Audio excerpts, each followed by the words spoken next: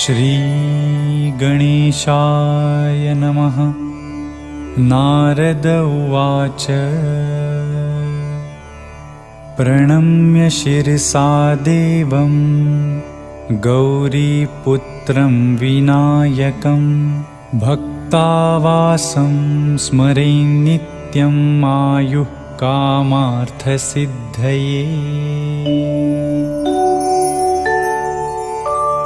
प्रथमं वक्रतुण्डं च एकदन्तं द्वितीयकं तृतीयं कृष्णपिङ्गाक्षं गजवक्त्रं चतुर्थकम्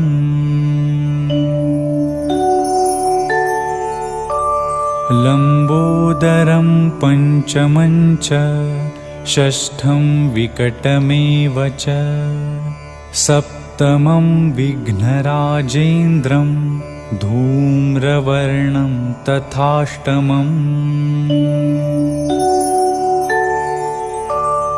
नवमं भालचन्द्रं च दशमं तु विनायकम् एकादशं गणपतिं द्वादशं तु गजाननम्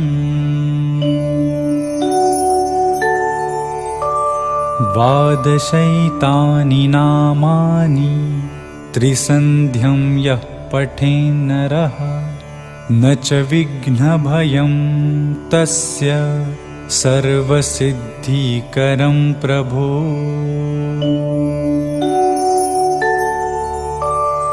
विद्यार्थी लभते विद्यां धनार्थी लभते धनं पुत्रार्थी लभते पुत्रान् मोक्षार्थी लभते गतिम्।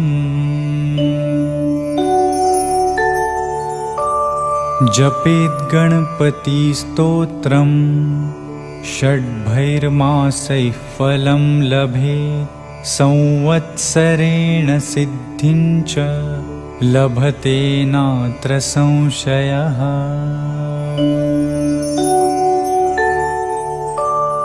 अष्टभ्यो ब्राह्मणेभ्यश्च लिखित्वा यः समर्पयेत् तस्य विद्या भवेत् सर्वा गणेशस्य प्रसादतः।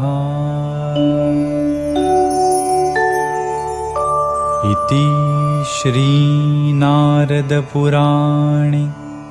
संकष्टनाशनं नाम श्रीगणेशस्तोत्रं सम्पूर्णम्।